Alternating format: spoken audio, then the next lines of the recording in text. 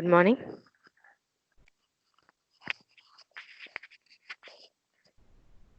Last class we saw about mass storage structure, that is about magnetic disk, magnetic tape, and then about the solid state disk drive.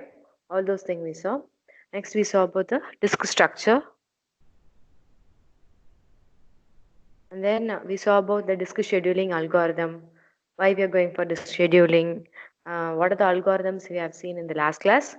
First come first serve algorithm, shortest seek time first algorithm, then scan algorithm, C-scan, look and see look algorithm. All those things we saw in the last class. In today's class, we are going to see about disk management. So disk management means here we are going to see how our disk is partitioned and how data can be allocated in the disk. Okay, that is normally disk will be divided into tracks. We have already seen disk will be divided into tracks, and those tracks will again be divided into sectors. So the data all will be placed inside the sectors of the disk. Okay, so we are using disk controller for performing read and write operation to or from the disk. Okay, to write a data into the disk will be use disk controller. Through the disk controller, as similar to your device controller, disk controller will be here. Okay, we have seen about the disk device controller usage in the first unit itself. Similar to that, the data transmission to the device, that is a disk or away from the disk, will be happening through the disk controller. Okay, so in each and every sector we'll be having the data. So along with the data, we'll be having the error correction code also. The data available in each sector will have a header and tailer. Okay, so the data available in each sector will have a header and the trailer. The header and the trailer includes error correction code. That is, here we are going to transmit data from the disk to the processor core or from the processor core to the disk. Likewise only we are going to perform data transmission. For that we are having error correction code. This error correction code is similar to that of you might have seen in communication systems. That is, for communicating between the systems, we'll be using the error correction codes. Might have seen parity bits for error correction, and then Reed-Solomon code. All those we might have studied in communication system. That is for communicating data from the sender to receiver section. We'll be having like that. In the similar way, here also we are having error correction code. So, what do you mean by the term low-level formatting and physical formatting means? It is nothing but how we are dividing the disk into sectors. That is known as low-level formatting or physical formatting. Okay, the disk will be divided into tracks, and the tracks will be divided into sectors. And in each and every sectors will be having data. Along with the data, there will be a header and the trailer. So this header and the trailer part will have some error correction code. Okay, while reading a data or while writing a data, if there is some error in the data means it will be indicated by means of the error correction code associated with that data. So we have already seen the size of the logical block will be 512 bytes, which can be selectable. By using this low level formatting, we can have 1024 bytes. Like that, we can have 256 bytes, maybe the size of the logical block. So we can have each and every logical block available in each sectors. Okay, like that we may have a system. So to use the disk to hold the files. So till now we saw about input and output data. So now we are going to see how the disk hold files. Okay, files is nothing but a block of memory. So data means it is a piece of information. So file is a block of memory. So to store a block of memory, inside the disk, how we are going to store, we will see. So to use the disk to hold files, the operating system needs to record its own data structure on the disk. For storing that file, we need to have the data structure in the disk. So in the data structure, which we have seen in the previous, for holding the data, that data will be accommodated with header and trailer. Likewise, the file will also be available in the disk in a particular data structure. For holding the file in the disk also, we'll be partition the disk into one or more group of cylinders. Okay, for holding the files, we'll be partitioning it into cylinders. I hope you all remember what do you mean by cylinder. Cylinder means it's a connecting component between the tracks on each and every disk. We'll be having a tracks of same diameter. All those tracks will be connected to form a cylinder. Okay, and this partition itself will be treated as a logical disk. So we are considering cylinder. So in this case, for storing the files, we'll be considering each cylinder to be a logical disk. Okay, so each cylinder, one or more group of cylinder may be combined, and it will be appearing like it is a one logical disk. That is, we are having only one real disk. Okay, in that real disk, we can combine one or more group of cylinders.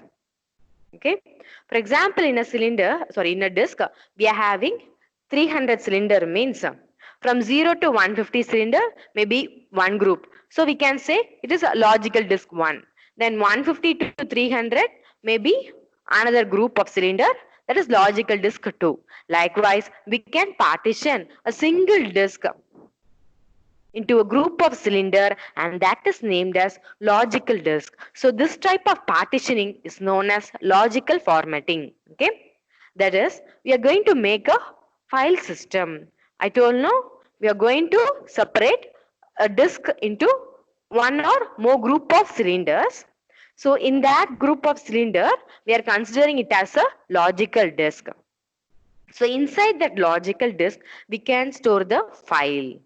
Okay, so only this logical formatting or making a file system, that is used for making allocation of a file in the logical disk. Okay, so this making a file system means it maps the allocated space and the initial empty directory. Okay, that is, in the cylinder we said we are having 0 to 300 cylinder in a disk.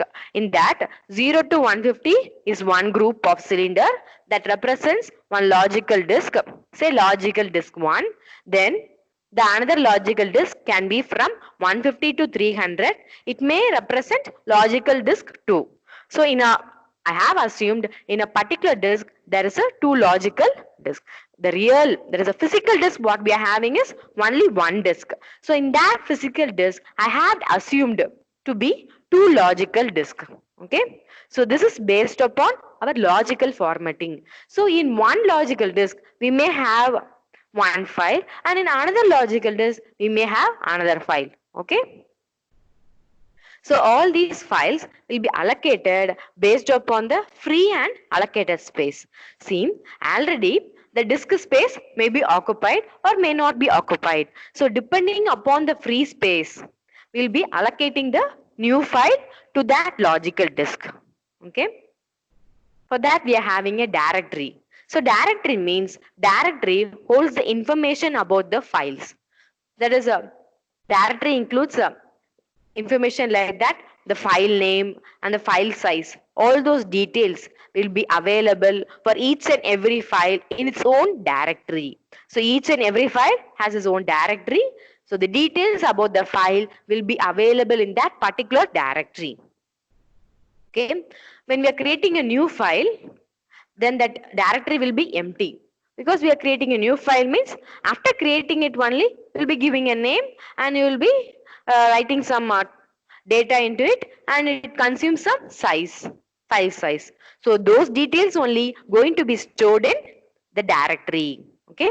So initially the directory will be a empty directory before creating the file. After creating the file only, the directory also holds some directory entries like file name, file size.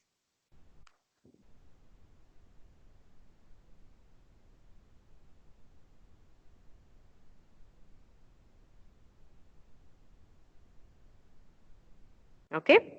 So in this disk management, we are having two types of formatting. One is low level formatting or physical formatting, that is dividing the disk into sectors. So in each and every sector will be holding the data. In logical formatting, we'll be having file system. That is, we'll be considering the disk to be partitioned into logical disk. Okay, clear? So this is a two-level formatting in our disk management technique. The next, so to increase the efficiency of the file system. So file system means what we have said, it is a group of blocks. Okay. In a particular sector, we can store a input and output data. File system means it is of somewhat larger size compared to our input and output data. So that file system itself will be available in group of blocks, and that those group of blocks is known as clusters. Okay. For storing that file system into the disk, we are having clusters. So for disk input output will be done in blocks. Okay. That is disk input and output data will be available in blocks. That is it will be in blocks inside the sectors. So for file input and output, it will be done in clusters. There is a group of blocks. Okay. For file input and output will be requiring clusters. There is a group of blocks will be available. Okay. And what do you mean by raw disk? So raw disk means from the name itself we can say the disk is empty. There is a logical blocks without any file system data structure. That is raw disk means that the disk is empty and it doesn't has a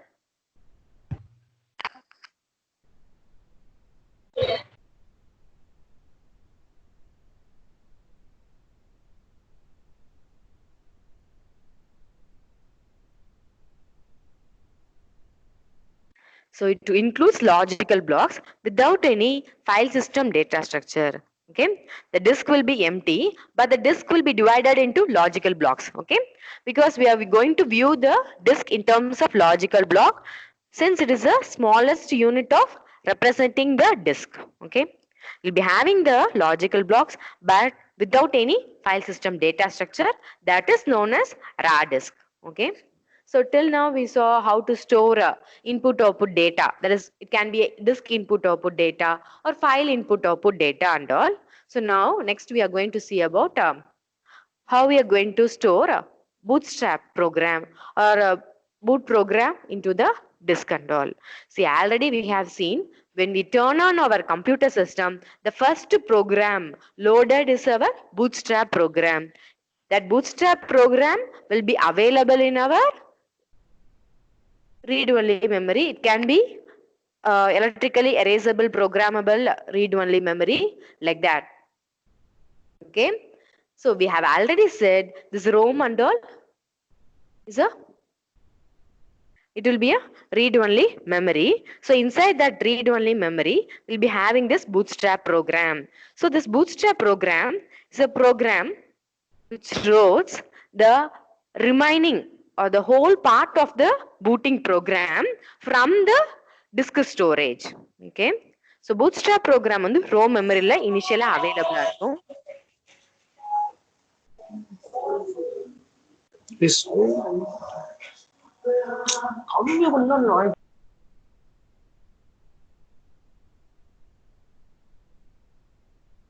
So bootstrap program, we are going to load it in from ROM memory or ESCAR ROM.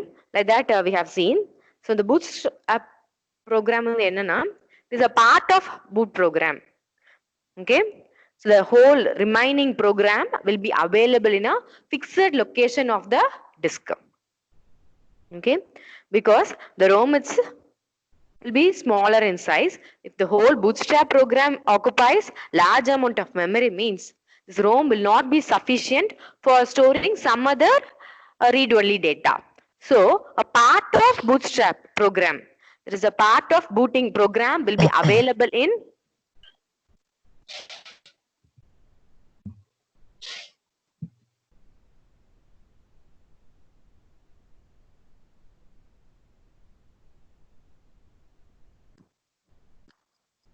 okay. This bootstrap program is a part of booting program which is available in read-only memory. So this bootstrap program, what it will do means it will load the whole boot program from the disk storage. So in the disk storage in a fixed location, we'll be having this bootstrap program. Okay, for that only we are having bootstrap loader program. Okay, so this bootstrap loader program stored in boot blocks of the boot partition. Okay, so bootstrap program means it is a simple program is needed for initiating the booting process. That will be available in ROM. And the whole boot program will be available in the disk storage in a fixed location. Okay. So what this bootstrap loader program will do? This bootstrap program loader program will be available in the disk in terms of partition. So we have already seen disk will be partitioned. Okay. So this bootstrap program has boot partition. So see in this slide number 4. Here we can see booting from a disk in Windows. Okay. So here our disk will have several partition. So in that disk partition only will be having our boot program. So a boot program will be available in each and every boot partition. So the first program which will be running in Windows will be your MBR. MBR is Master Boot Recorder. This is the first boot program available in disk storage to be run first. Okay, நம்ம bootstrap program எங்க இருக்கு? ROM memoryல இருக்கு. Bootstrap program வந்து ஒரு initial part of boot program. This is available in ROM. So that bootstrap program will itself call this boot program available in the disk storage. Disk storageல எங்க இருக்கும்? ஒரு fixed locationல the boot program இருக்கும். Now we have already seen the disk will be partitioned. So the disk will be partitioned to hold that boot program. So only we are saying it as boot partition. Okay. The boot program which is partitioned in the disk is known as boot partition. See here in this figure shown in the slide number 4, you can see this MBR which is a master boot recorder. So it is a first boot program to be run, and next we are having 4 partition. That 4 partition is a boot partition. Partition 1, partition 2, partition 3 and partition 4 is a boot partition. It is nothing but a whole bootstrap program which is partitioned, and that partition is known as boot partition since it holds the boot program. Okay. So the first program or the first part of the program to be run in the boot program is master boot recorder. This master boot recorder will include the boot code. It is nothing but a boot program as well as the partition table. So we are only partitioning the boot program into different partitions. Here we are having 4 partitions. So in the partition table we'll be having in which partition which boot program is available. Like that, all the details about that partition and the content of the boot partition will be available in this partition table. So if you see this partition table means it can indicate a particular boot partition. Okay. So from that we can go to each and every partition. Okay. So this is how we are having boot partition. There is a disk is partition to hold the boot program. We have already seen bootstrap program will be in your ROM, but the entire booting program will be available in a fixed location in the disk storage. The disk storage will be partitioned. The partitioned part of the boot program is known as boot partition. The first part of that boot partition is known as master boot recorder. That master boot recorder holds boot code. That is nothing but a boot codings as well as the partition table. That partition table indicates the content of each and every partition available for that boot program. Okay, clear? Next, you see, we may have some bad blocks. So we have already seen our disk will be divided into logical blocks. So logical block is a smallest unit in our disk storage. Here we may have some bad blocks. So bad block means it may arise during the manufacturing time of the disk or during the usage also. So what do you mean by bad block means? So in the magnetic disk and all, we have already seen we'll be having a disk surface. Upon that disk surface, there will be a read and write head. So there may be a chance of head crash.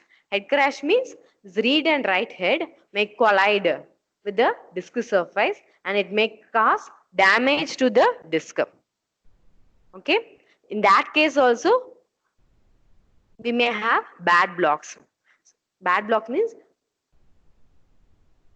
that part of the disk will be damaged so that it can't be used anymore. Okay. So that part of the disk may have several logical blocks that may not be used, and that is known as bad blocks. These bad blocks may arise during the manufacturing time or during the usage itself. During the manufacturing time means during manufacturing of our hard disk, while purchasing itself there may be some bad blocks. While purchasing itself they will be mentioning here we are having this bad block. Instead of this bad block you can use this blocks. Like that the information may be available if you are having this bad block during the manufacturing time. If you are having this bad block during our run time means what all we can do. So the content of that bad block will be damaged. So we need some other block to store that content of that bad block. So for that purpose, we are using two mechanisms. One is sector sparing, another one is sector slipping. So sector sparing. So from the name itself, you can say we are going to have a spare sector.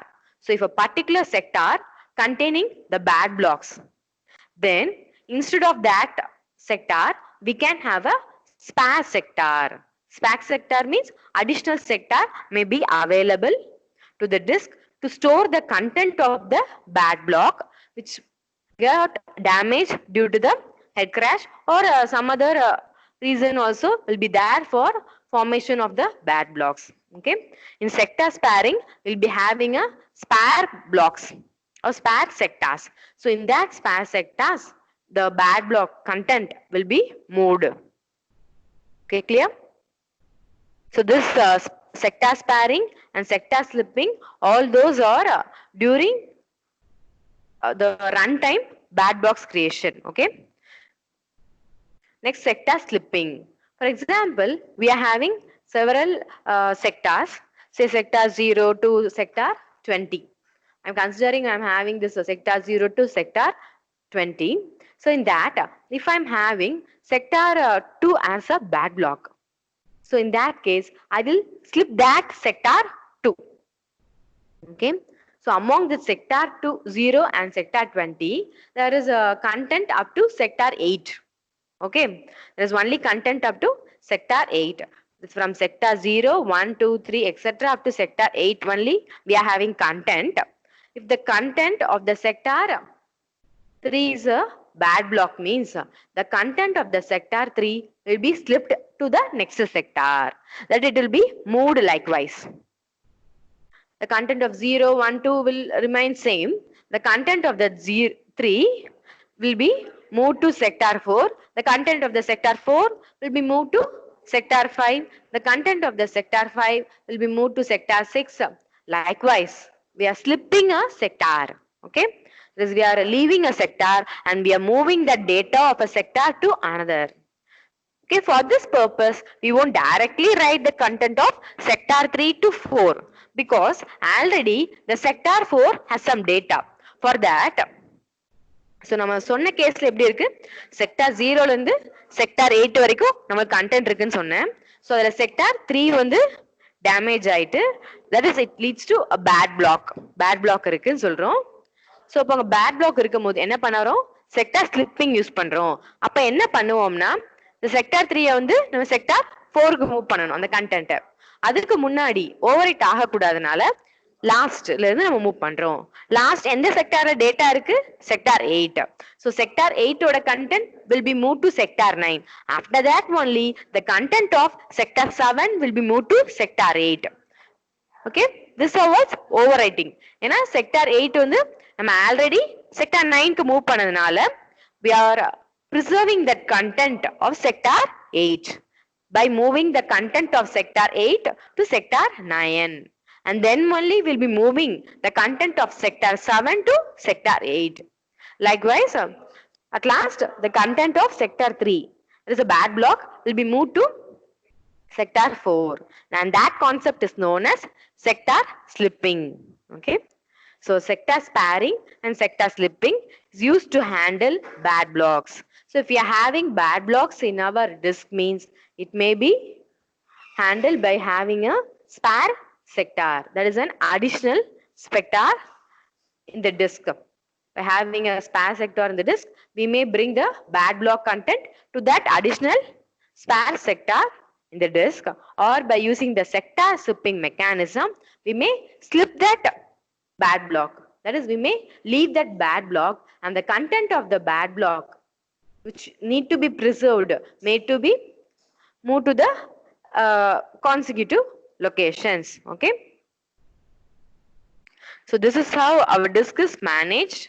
So for formatting, that is for partitioning the device, we are having low level formatting or physical formatting and also logical formatting. And next we saw how we can use the disk efficiently. For disk input output, we'll be having block storage. For file input output, we'll be storing in clusters. Clusters is nothing but group of blocks for storing the file systems. And then we saw about boot block and the boot partition, how our boot program in the disk storage will be partitioned, and we'll be having a MBR, master boot recorder, which holds the content of the boot code as well as the partition table. That partition table will include the details how this boot program is partitioned and which partition holds which content of boot program. All those information will be available in the partition table. Okay. Next, we are going to see about RAID structure. This RAID structure is an important topic while we are studying about this disk and all. Okay. So RAID, why this RAID was invented means to improve the reliability of the disk, we are having this RAID structure. So first of all, we'll see the abbreviation of this RAID. RAID is redundant array of independent disk. Okay. So from the name itself, we can know what this RAID structure means. It is redundant array of independent disk. So we are going to have redundant disk, and those redundant disks will be independent in this RAID structure. Okay. So in ancient days, they told, in ancient days means in somewhat old days, okay, days back, they told this RAID as redundant array of inexpensive disk. So I will say why it is named so and all. So here, for improving the reliability of the disk, that is, the disk content may loss due to some error in the disk or due to some bad blocks. Okay. So to preserve the disk content, we are having redundant disk. Redundant disk means we are having multiple copies of the disk. Okay, that is by using RAID structure. Here we are having some 6 different levels of RAID structure. So in each and every level, we'll be having some advantages of how this disk are having independent structure.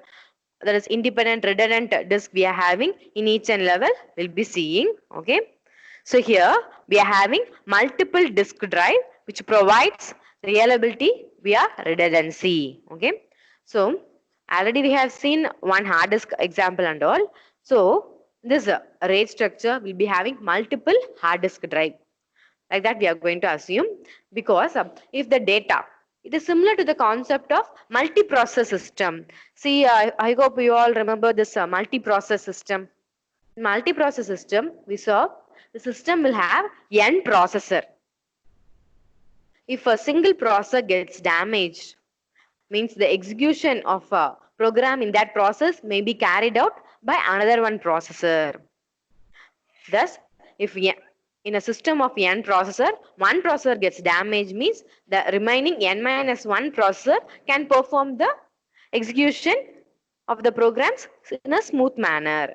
Like that only, in our RAID structure, we are having redundant disk. That is, we are having multiple disk drives to provide reliability. That is, if one disk fails means we may use the remaining disk so that we are improving the reliability. So for this, we'll be using a concept known as disk stripping. Disk stripping means it uses a group of disk as one storage unit. See, in this RAID structure, we told we are going to have multiple disk drives. So all these multiple disk drives will be seen as a single storage unit. Okay, we'll be having a set of physical drives. So the real disk drives will be more, but it will be assumed as a single logical disk. So in this RAID structure, physically we'll be having more than one disk drives, but logically we'll be assuming there is only one single disk, a single logical disk only we are having. Like that we'll be assuming in case of RAID structure. That is, if one disk fails means the data available in the same redundant disk may be used. Okay, so we are having this 6 different levels. So we'll see each level one by one. First, we are going to see about this RAID level 0. So I will explain the block diagram shown in the slide number 7 for clear understanding of this RAID level 0. So see here, in this figure you can see in the logical disk we are having strip 0, 1, 2, 3, etc. up to strip 15. That is, logical disk means itself is a, logically we are assuming it as a one disk. But physically there will be more than one disk. Okay. So in the logical disk, it is a one disk which has strips. Strips means we are dividing the data into strips. Okay, the content of the disk will be divided into strips and it is named here as strip 0, 1, 2, etc. up to strip 15. Okay, so the logical disk, we are assuming the multiple disk into a single disk. The single logical disk is here. See, through this array management software. So logical disk holds logical blocks. So using this array management software, why we are using this array management software? Because we have already seen logical block is nothing but a one-dimensional array.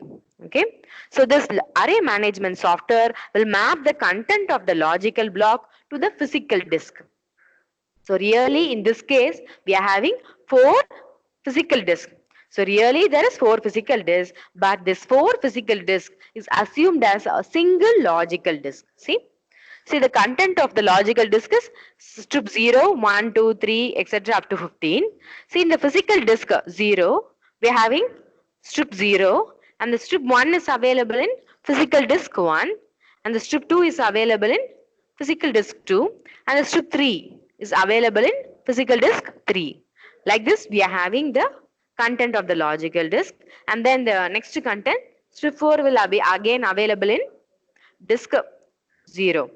Like this, the whole logical disk is split into several physical disks. Okay, that is the strips available in the logical disk. Strip is nothing but a data in the, there is a logical block in the disk will be stripped into, that is, it will be divided into strip 0 to strip 15. Okay, those strips are mapped to different physical disk from physical disk 0 to physical disk 3 using some softwares. Here we are using array management software. Okay, so by that we are having mapping from a single logical disk to 4 physical disk in this case shown in the slide number 7. Okay,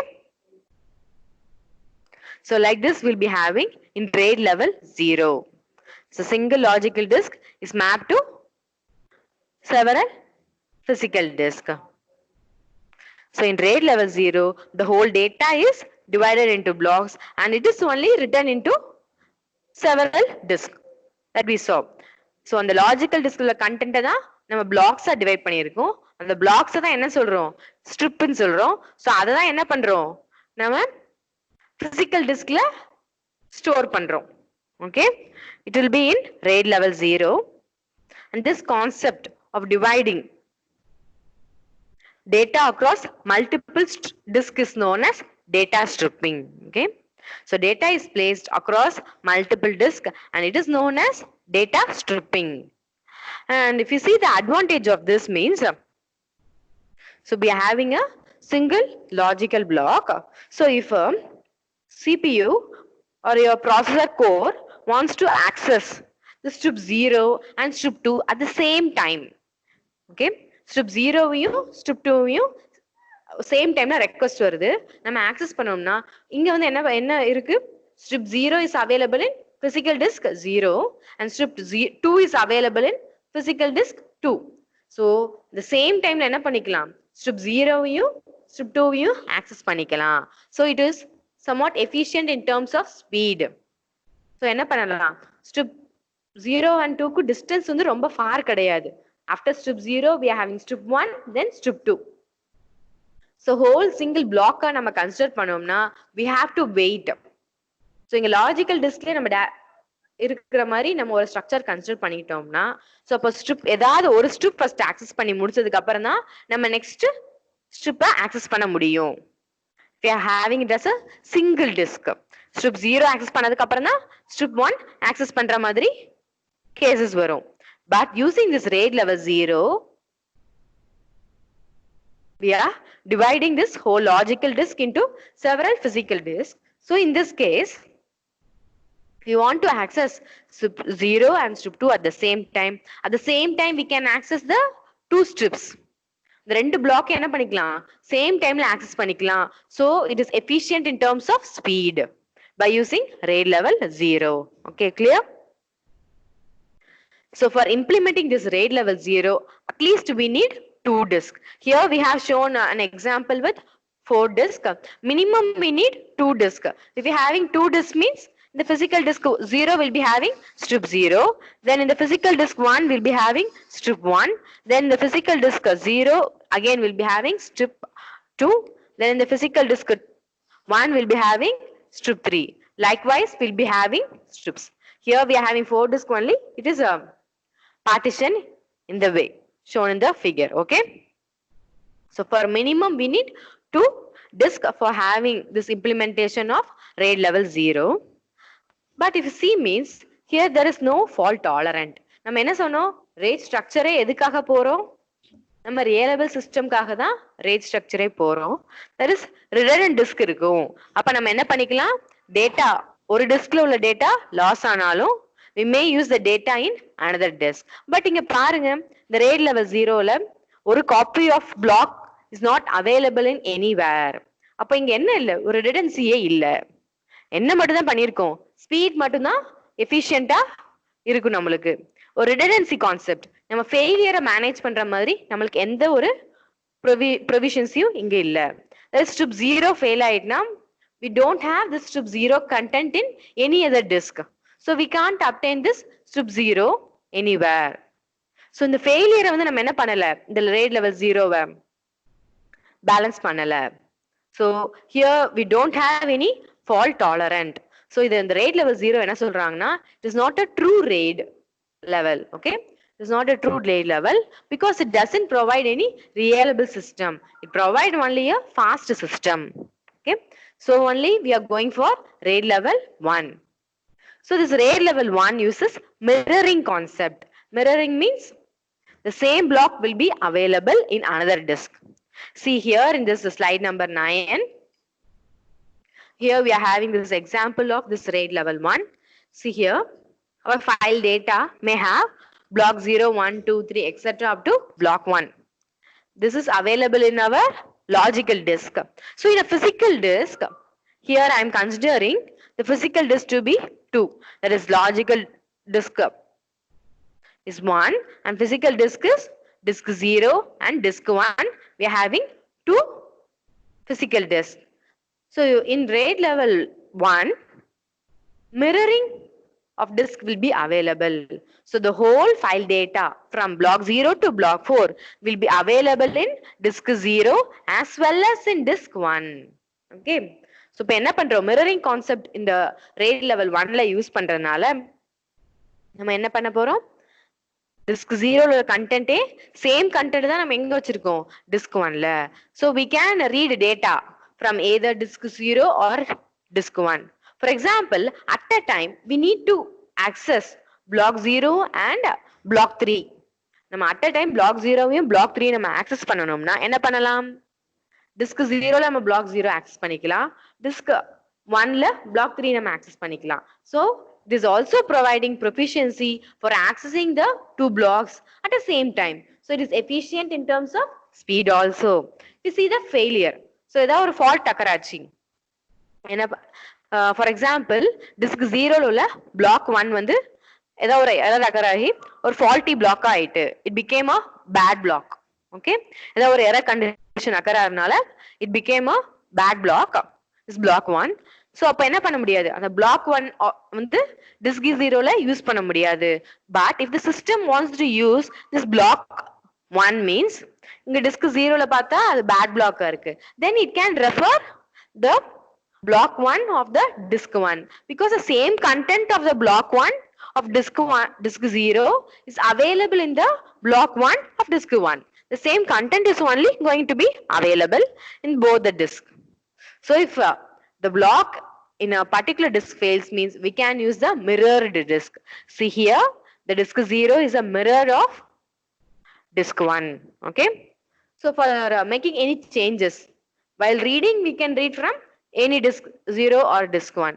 For writing, if you want to write data into block 4, then this both the disk, there is a disk 0 as well as disk 1, block 4 should be written. இந்த ரெண்டு பிளாக்லயும் நம்ம right பண்ணாதான் suppose இந்த ஃபியூச்சர்ல அந்த block 4 ஓட data ஏதாவது ஒரு டிஸ்க்ல ஃபெயில் ஆனாலும் இன்னொரு பிளாக்ல இருந்து நம்ம என்ன பண்ணிக்கலாம் ரிட்ரைவ் பண்ணிக்கலாம். So for writing purpose, we need two write cycles. For reading, we can read from any disk. Okay. So if you see the advantage of this RAID level 1 means because of this mirroring concept, we are having a data copy in two disk drives in a simultaneous time.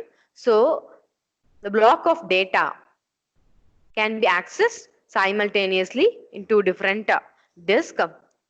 But if you see means this automatic duplication of data will leads to data loss or sometime system slow down. Data loss means, for example, we need to use two write cycles. நம்ம block 4 வந்து right பண்ண போறோம். அப்ப என்ன பண்ணனும் disk 0லயும் right பண்ணனும் disk 1லயும் right பண்ணனும். Suppose நம்ம disk 0ல மட்டும் தான் ரைட் பண்ணிட்டோம் disk 1ல ரைட் பண்ணல. அப்ப என்ன ஆகும் data will be lost. And it also slows down the system because for writing purpose we need to have two write cycles. That is we need to write in disk 0 as well as in disk 1. So it is somewhat disadvantage. Okay. And it is also costly. This RAID level 1 is somewhat costly because we are going to duplicate the content of a particular disk into another disk. So it is costly because we are having an exact copy of one disk into another disk. So these type of this RAID level 1 is a general used to store system softwares like drivers software, operating system softwares, and then some compilers. So the system softwares will be available in this RAID level 1. So the most important is the critical files. The highly critical files will be available in this disk using this RAID level 1. And the highly critical files நம்ம கண்டிப்பா நம்ம சிஸ்டம்க்கு தேவை. அதுல ஏதாவது ஒரு data damage ஆனாலும் இன்னொரு டிஸ்க்ல உள்ள டேட்டாவை நம்ம யூஸ் பண்ணலாம். So அதனால we are preferring this RAID level 1 for highly critical files. Okay, because it is very costly. Because for every single disk we need to have an exact duplicate copy of another disk. Okay, so it is exactly very costly. Next, if you see RAID level 1. So in the previous RAID level 0 as well as in previous RAID level 1 and all, we didn't have any error correction facilities. Yes. So in this RAID level 2, we are having this error correction facility. That is, using the disk, we are going to transmit the data into the CPU or receive a data from the CPU. We are going to use our disk. So for that purpose, we need error correcting facility. For that only, we are incorporating error correction code in our disk in this RAID level 2. Okay. For this purpose, in RAID level 2, we are going to use all the disk in execution of a single input output request. ஒரு ரெக்வஸ்ட்னாலே நம்ம எல்லா டிஸ்கையும் நம்ம use பண்ற மாதிரி இந்த RAID level 2ல நம்ம use பண்ண போறோம். So the spindles of individual disk drives are synchronized so that each disk head is in the same position on each disk at any given time. Okay. So நம்ம என்ன பண்றோம், the spindle எல்லா டிஸ்கையுமே ஒரே டைம்ல use பண்றதுனால the spindles of the individual disk will be synchronized. Okay. Here also we are using the concept of data stripping. And one more thing, what we are going to use, error correction code. For this, we'll be using parity bits. Okay. I hope you all know parity bit. We are having two types of parity, even parity or odd parity. So if the data, normally the data will be stored in as a text or some alphanumerical characters or some numerals. All those we can store in the disk. Okay. But how it will be seen by our CPU? Everything in binary. That is in zeros and one forms. So in the form of machine language, that is in binary language, if it is having odd number of ones means the odd parity bit will be set. If it is having even number of 1 means that odd parity bit will become 0. Okay. So while transmission and reception, there is நம்ம ஒரு data read பண்ண போறோம், ஒரு data write பண்ண போறோம், அந்த டைம்ல நமக்கு டேட்டா ஏதாவது சேஞ்ச் ஆச்சுன்னா we'll be using this parity bit. So I will say this with an example. Here from the disk, if you want to read some data, the CPU wants to read the data from the disk, what we'll be doing, we'll be obtaining the data from the disk to the CPU. So on the transmission is done through the input and output buses. For that only we have seen IDE bus, ATA bus, and fiber optical bus, and those we have seen.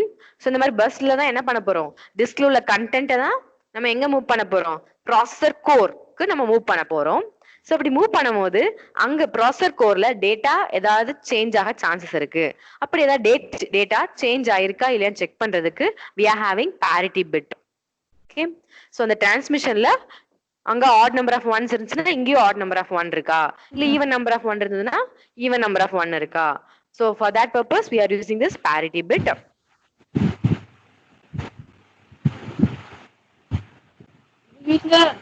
Question.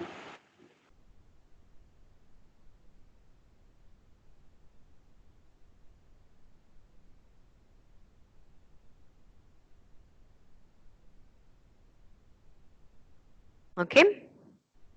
So in RAID level 2, we are going to use the parity bit. This parity bit itself will be allocated in a separate disk.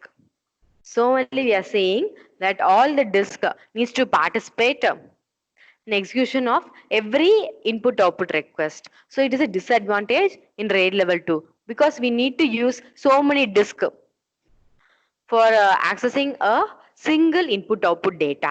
We need to use a lot of disk in this RAID level 2 structure. For that only we are going to RAID level 3. So this RAID level 3 is bit interleaved parity. So this also I will explain the figure shown in the slide number 12. See here, in RAID level 3, we are having several disks. So here in these disks, we are having bit interleaved parity. That is the bits available in the logical disk. So நம்ம logical diskல blocks பார்த்திருக்கோம்.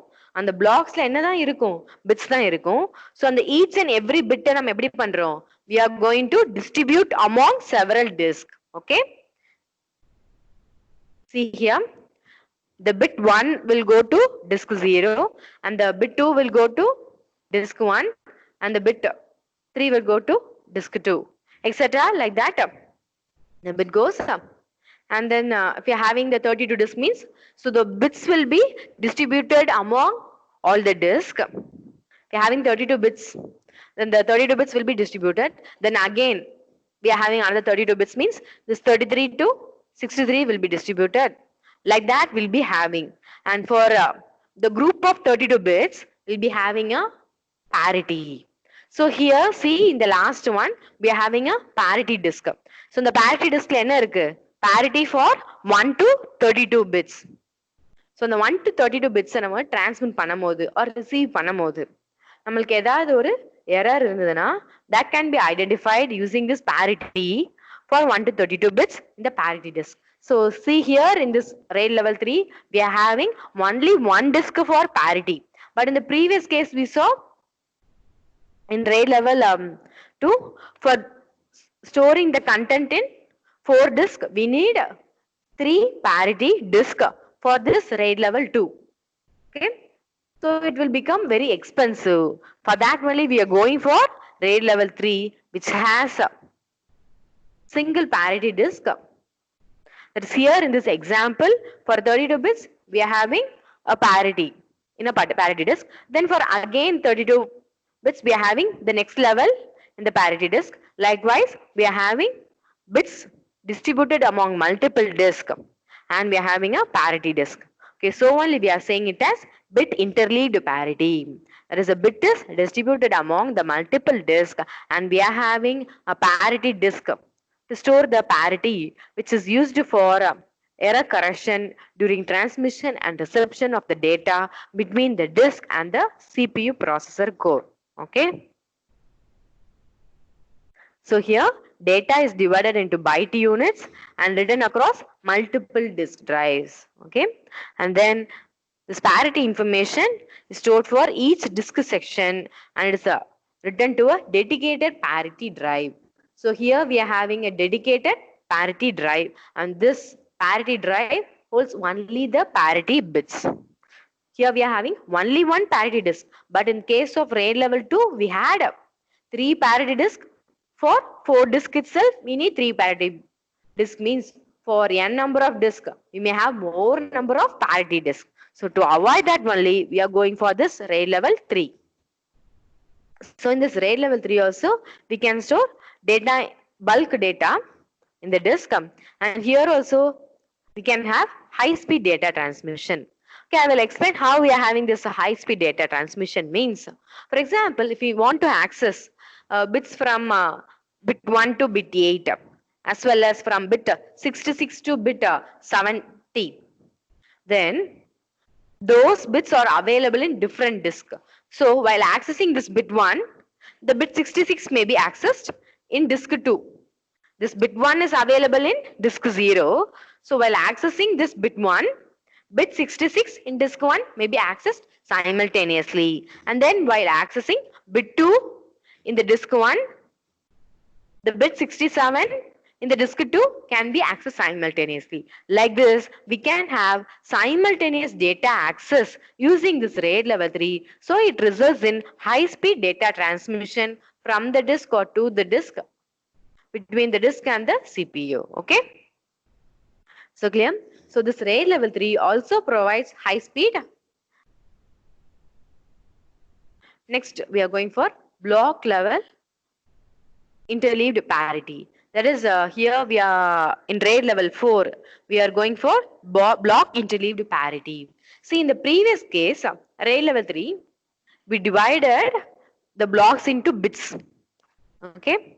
So we need more number of disk to store all these bits. So to overcome that disadvantage, we are going for this RAID level 4. Here we are having block interleaved parity. So here also I will explain this with a figure shown in the slide number 14. See here, in RAID level 4, we are having several disks. There is 5 disks are available in this. In this 5 disk, one last disk is available for parity. That is, it is a parity disk similar to the RAID level 3. But here in the 4 disk, instead of bits, block of data is stored. In RAID level 3, bit of data is stored. Here in this RAID level 4, block of data stored. Block of data is nothing but a collection of bits. Okay. It may be in MB or it may be in kilobyte. Like that, the block of data will be stored in each and every multiple disk. So see here, in the disk 0, we are having block 0, and the disk 1, we are having block 1, and the disk 3, we are having block 2, and in the disk 4, we are having block 3, and in the disk 5, we are having the parity for these blocks from block 0 to block 3. And next, and the next location in the disk 0, we are having block 4. Like this, we are having, and the corresponding parity is also available in the next level of the parity disk. Okay. So here, instead of having individual bits in the disk, we are having a block of data in the multiple disk. So it is known as block interleaved parity. That is, the RAID level 4 is known as block interleaved parity. RAID level 3 is known as bit interleaved parity. So here we are having block level stripping. Stripping means the whole data or the whole files in the disk is stripped, or it is divided into blocks in case of RAID level 4. But in RAID level 3, we had bit level stripping. That is, the whole program or the data in the disk is divided into bits. So it is known as bit level stripping in RAID level 3. In RAID level 4, we are having block level stripping. Okay, clear? In data stripping, we are having bit level stripping and block level stripping. That is how the whole program or the code is divided, either in bitwise or in the blockwise. Next, we can see RAID level 3. So why we are having this RAID level 5 means, see, in the RAID level 4, we had a separate disk for parity. Suppose if the parity disk itself is corrupted, that is, if there is an error in the parity disk itself, means what will happen? We can't check the data transmission while moving the data from other disk. So to avoid that disadvantage in this RAID level 4, that is, we are having a separate disk for parity itself. So if the parity disk itself is corrupted, means what we shall do? We can't do anything. So for that purpose, we are going for RAID level 5. See, in this RAID level 5, what is happening? Here we are having block level stripping only. That is, in this 5 blocks, that is, in this 5 disk, we are having several blocks distributed. See, in the disk 0, we are having block 0. In the disk 1, we are having block 1. In disk 1, we are having 2, we are having block 2. Then in the disk 3, we are having block 3. And in the disk 5, we are having parity of 0 to 3. But that disk is not meant for parity alone. Okay.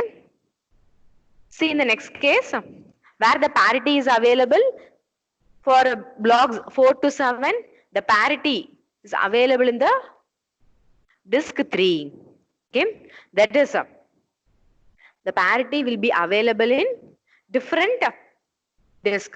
So the parity of a particular blocks will also be distributed among the multiple disks. Not only the blocks will be distributed among the multiple disks, the parity will also be distributed among the multiple disks, so as we can avoid the problem that the parity may be damaged along with the parity disk. Okay. So to overcome that, we are having this RAID level 5. So in this RAID level 5 and all, we had, up to this, we had error correction by means only of this parity bit. For example, I am saying we are going to check whether it is even parity or the odd parity only. So I am having here also odd number of ones in the disk. So after transmitting the data into the CPU, that is in the processor core, also having odd number of ones, but there 2 data is corrupted. I'll say an example. So nama diskல வந்து 8 bits இருக்கு. அந்த 8 bitsல 5 odd number of ones இருக்கு. So இப்ப இங்க odd parity 1 set ஆயிட்டு. So நம்ம அங்க CPU processor coreல பார்த்தோம்னா 3 odd number of ones தான் இருக்கு. அப்ப என்னாச்சு, in betweenல data error ஏதோ நடந்திருக்கு. So அந்த இங்கேயும் ஆட் parity தான் இருக்கு, அங்கேயும் ஆட் parity 3 இருக்கு. பட் இங்க 5 ones இருக்கு, அங்க 3 ones இருக்கு. சோ அப்ப இந்த கேஸ்ல என்ன இருக்கு? odd number of ones ரெண்டுமே சேமா தான் இருக்கு. But the data is corrupted. So to identify this, we are including one more error correction mechanism, that is Reed-Solomon code inside the RAID level 6. Okay, so for overcoming this problem due to this parity bit, we are having Reed-Solomon code. So for that, we are having this P as well as Q. Okay, P and Q, I hope you might have studied in communication system. In Reed-Solomon code, we'll be having this P plus Q, for, especially meant for error correction. See here also, we are having multiple disk, and in the multiple disk, the blocks of the disk is distributed along with the parity P as well as Q. Here the error correction is P plus Q. Here in RAID level 6, we are having parity as well as Reed-Solomon. This P plus Q is meant for error correction. Okay. So now, only with the help of parity, we can't have efficient error correction. For that only we are including one more thing, that is Q into the RAID level. So up to this, we have seen several RAID levels. That is from RAID level 0 to 6 we have seen till now. Next we will see file. So what do you mean by file? So I hope you all know file means you'll be saying it as a document. If you're having a Word document, or if you're having a PPT, you'll be saying it as a file. But in a disk, whereas considering means this file is a collection of related information that is recorded in a secondary storage. So I am going to concentrate on the disk. Here in this unit, in the 4th unit itself, we'll be mainly concentrating on secondary storage, because the 3rd unit we have seen about memory management that deals purely with the main memory. Here in this the 4th unit we'll be seeing about the storage management, that is about secondary storage devices. So here, so what do you mean by file means? File is a collection of related information that is stored on a secondary storage. Okay, the related information is grouped into a name that is known as file. So we can have different types of files. It can be a data file. What is a data file means? It may include some numericals, characters, or binary. Numericals means some numbers. Some characters means it may be some symbols. Okay, then binary means from zeros or ones. So character also includes ASCII character. This A to Z, small letters and capital letter, as well as some symbols. All those will be included in character. So data file will include numerical, character, and binary. And we may also have some program files. Program files means the file which you are running. If you open your task manager, you can see some files with the extension .exe. The .exe file and all is known as executable file. It is a program file. Like that, you may see some program files in your computer system. So the content of the files will be known only to the creator of the file. So நம்ம டிஸ்க்ல என்னதான் store பண்ண போறோம்? ஃபைல்ல store பண்ணுறோம். File வந்து என்னது? Is a collection of related information. So அந்த என்ன டேட்டா நம்ம ஃபைல கிரியேட் பண்றோம், that is done by the creator. It is none other than the user. So user diskல என்னென்ன டேட்டா ரைட் பண்ண போறாங்க. So அதை டிபெண்ட் பண்ணி தான் what type of file this we can say. So the content of the file is defined by the creator. There is a file creator la depend பண்ணி அந்த ஃபைலோட content என்னவா இருக்கும். It may be text file. Text file means it may be some document type. This a file with extension .doc or .docx, the document file, or some notepad and all. While saying you can save it as the extension .txt. And for Microsoft Word document, we'll be saving with the extension .doc. So all those are text file. And then we'll be having source file also. Source file means it may be your program file. That is you may write a program in C programming with extension .c, and C++ will be having another extension, and you may write a program in some other language also. So all those things are known as source file. And we may also have executable file. So the executable file will have the extension .exe. Okay. So these are the types of files, and this is what about file. Then if you see the file attributes.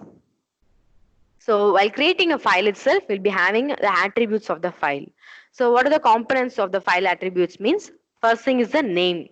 Name means, for example, you are creating a file. It may be a document. You are going to write an essay in a Word document and giving a name essay. Then that name essay is to denote for whom. It is a human readable form. This is for the identification of human being. You are giving a name of the file. Okay. That is human readable form for identification of human being is the file name. Then identifier. Identifier is only meant for system identification. That is, each and every file will be given a unique number. Okay. So the number only identifies the files among different files in the file system. Okay. Each and every file will have a name for human understanding. It will be in human readable form, and it will also be associated with identifier. There is an ID will be associated. This for system understanding. That is nothing but a number or a unique tag will be associated with the file to identifying the file among several files in the system. And we'll be also having the type of the file. We have already seen we are having several types of file: program file, data file. Data file may be a text file, or so many things we are having, or image type file. So we are having a lot of types of file. So that will be in the type. And next, location. So if you're creating a file means in which location it is. So for our understanding, we'll say if you are creating that essay Word document means that is in the D colon, we'll be saying. But in the disk storage, in what location it is. For that, we'll be having a pointer to the file location on the device. Okay. So in the secondary storage device, we'll be having a pointer. Pointer means you might have studied in the C programming. This pointer represents the address instead of the data. This pointer to the file represents the address of the file where it is on the secondary storage device. Okay. Next, size of the file. So we'll be opening the Word document. I'll be typing that essay, and you have given the name. Then that file will consume some size in terms of kilobyte or in terms of megabyte. Okay. Depends upon the type of the file or the content of the file. So we'll be having the size of the file. And next, protection. Protection means we may set the control access to the file. That is, only this person can open the file and view it. Only this person can open and read the file as well as edit the file.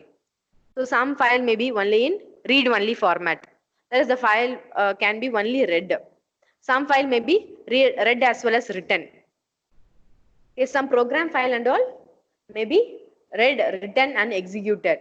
Like that, we may give the control access. We may set the control access to a particular file. So that is, on the file இருந்ததுனா அந்த ஃபைலை யார் read பண்ணலாம், யார் அந்த ஃபைலை ரீடும் பண்ண முடியும், ரைட்டும் பண்ண முடியும். ஒரு ப்ரோக்ராம் ஃபைலானா யார் அந்த ஃபைலை எக்ஸிக்யூட் பண்ணலாம். ஸோ இந்த மாதிரி permission for accessing the file will be in the protection. Next, we'll be having the time, date and user identification.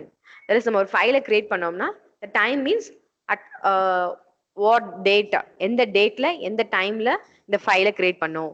You can also specify the author of the file. நீங்க நார்மலா ஒரு word document பண்ணும்போதே create பண்ண உடனே அந்த time and date வந்து save அந்த ஃபைல்ல உங்களுக்கு இருக்கும். as well as the author of the file also you can specify. That is for user identification. Who have created the file, you can specify. And you can also provide a restriction to the file. So you can access பண்ண முடியும்.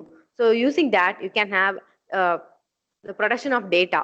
So the file ஓட data நீங்க என்ன பண்ணலாம், protect பண்ணலாம். It is used for security and usage monitoring. So இந்த file consume பண்ண size எவ்வளோ, so இந்த file யார் யார் யூஸ் பண்றாங்க, so அதெல்லாமே என்ன பண்ணலாம், you can monitor in this file. And then I have already told for each and every file will be having a directory. The directory holds the file name as well as the identifier of the file. Okay, அந்த டைரக்டரியில என்னதான் இருக்கும், அந்த டைரக்டரியில அந்த corresponding ஃபைலோட name as well as ID இருக்கும். There's the information about that file will be in the directory, and this directory will also be stored inside the disk. Second storage தான் இந்த ஃபைலும் இருக்கும், இந்த டைரக்டரியும் இருக்க போகுது. Okay, and till now we have seen some file attributes, that is name, identifier, type, location, size, production, time, date, user identification and all. So other than this file attributes, we are having some extended file attributes also. That extended file attributes may be file checksum, that is for error correction. We'll be having them checksum bits associated with that file, or we may also have some Reed-Solomon code or some protection mechanism or some correction mechanism. Error detection and correction mechanism will be associated with a particular type of the file. Okay, so this is introduction about the file. So in the next class we will see files in the detail, that is how files can be accessed and how we'll be having the file structure and directory structure in our disk and all. You will see all those things in the next class. Okay, so today I will brief what we have seen, and after that I will ask Viva. So everyone be on the line itself. So after briefing today's session, I will ask Viva. So everyone should be on the line. So in today's class, we have seen about disk management, that we saw two types of formatting.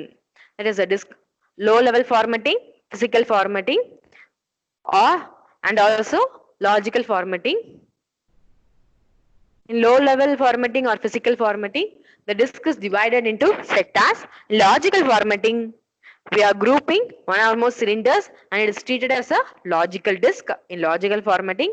And then we saw how this boot program is located in the secondary storage, and how this bootstrap program in the ROM memory can access the secondary storage memory.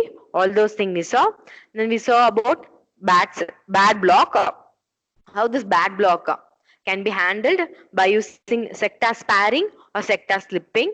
Sector sparing will be having some additional spare sector. In sector slipping, will be just leaving the bad block available in the sector and will be moving to the consecutive or the successive sector in the disk. Like this, we'll be managing the disk. And also we saw about MBR. MBR is master boot recorder. Then we saw about the RAID structure. RAID structure is used for reliability of the system. See, I have said this redundant array of independent disk can be said as redundant array of inexpensive disk. Why that name came means, for this RAID structure, they'll be using multiple disk, so that multiple disk may be of low cost, because we are having more number of disk, so that multiple disk can be of low cost, so that we are having redundant data only in the bit. So if some data lost means, we can get the data from the redundant disk. So only it is said as inexpensive disk in somewhat older days. Okay, then we saw about single stripping and all. So disk stripping, bit level stripping, block level stripping. Then in RAID levels, we are having 6 levels from RAID level 0. In RAID level 0, the strips is distributed across multiple disks. In RAID level 1, we are having mirroring of a particular disk to another disk. Then in RAID level 2, we are having this error correction facility by using parity bits. Then in RAID level 3, we are having bit interleaved parity. This bit level stripping is associated with RAID level 3. Then in RAID level 4, we are having block interleaved parity. It is the different blocks are distributed among the disk. Then in RAID level 5,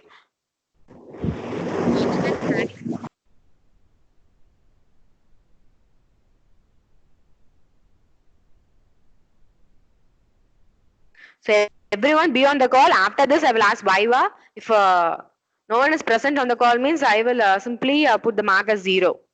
So after concluding, I will ask Viva to anyone. So in grade level 5, this parity disk or the parity bits will also be spreaded or distributed among the multiple disks. In grade level 6, we are having one more error correction facility, that is Reed-Solomon code is also associated. Then we saw what do you mean by files and what are the file attributes. Okay, so all those things we saw in today's class. So next I'm going to ask Viva.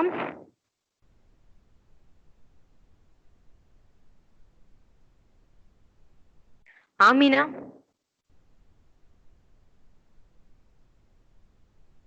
Amina, you're online, right? Amina Shahin.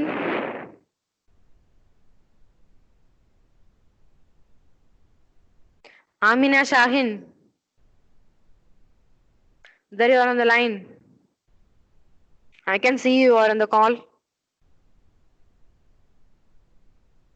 Hello? Yes, ma'am. Yes, Amina. Okay. I hope you observed today's class. Yeah, ma'am. Okay. Can you say about low level formatting or physical formatting? I'm கேக்கல. Physical formatting, low level formatting என்னன்னு சொல்ல முடியுமா?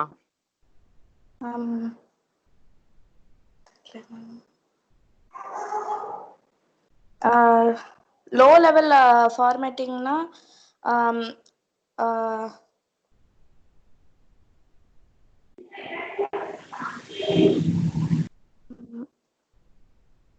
low level formatting வந்து physical formatting னு சொல்லலாம். Based on how the disk is divided. Okay, in low level formatting, how disk will be divided? In what terms? Fragments. Okay, what is the name of that fragment? Track. It is given in the slide itself. Ma'am? Disk will be divided into, that is given in the slide itself. The disk will be divided into? Track. Okay, the tracks will again divided into what? Sectors. Okay. Okay, in that sectors we'll be having data as well as?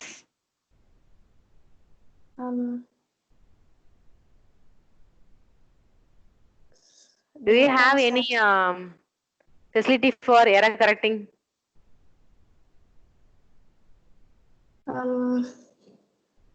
Datas and இருங்க ma'am refer பண்ணி சொல்றேன்.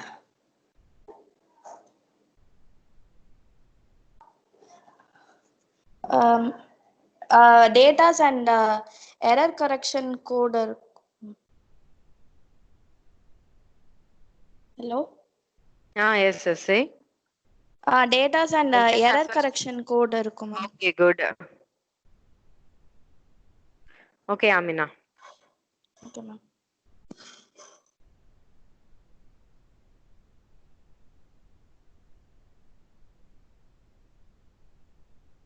Okay, next, Muthumalar. Muthumalar, can you hear me? Yes, ma'am. Did I ask Viva for you in yesterday's class? No, no? No, ma'am. Okay, okay. Okay, can you say me about boot partition?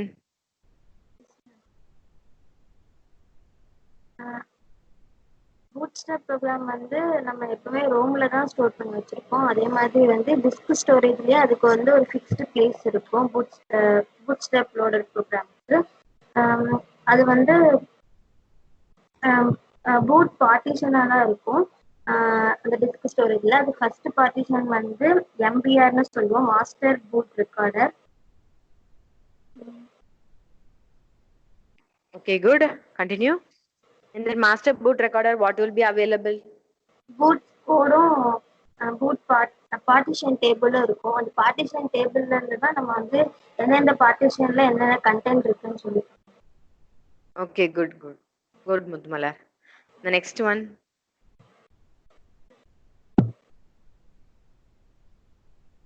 Priyadashini.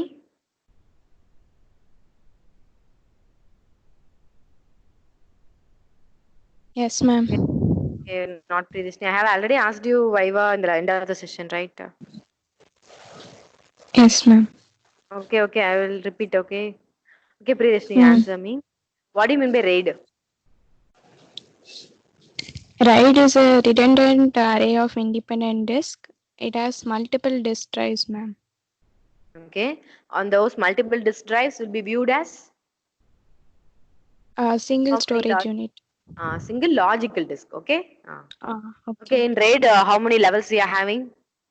6 levels. Okay, in which level we are including this parity?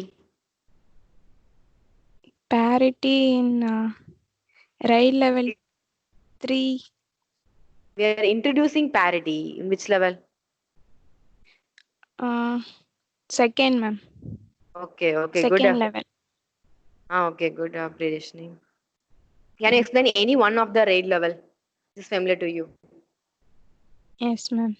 Ah. In RAID level 1, we are having the physical disk, and in RAID level 1, we are having the concept of mirroring concept.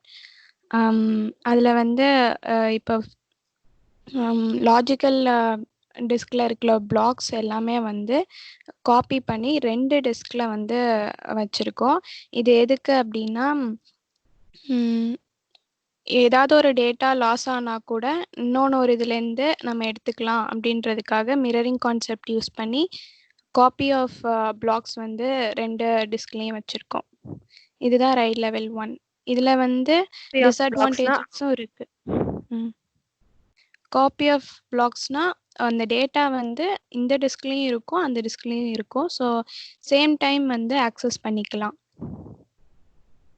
Okay, Priyadashini, very good, very good. Okay. Thank you, ma'am. Okay, with this we will end the class. If anyone has any doubt, can ask me. யாருக்காவது doubt இருந்தா கேட்கலாம்.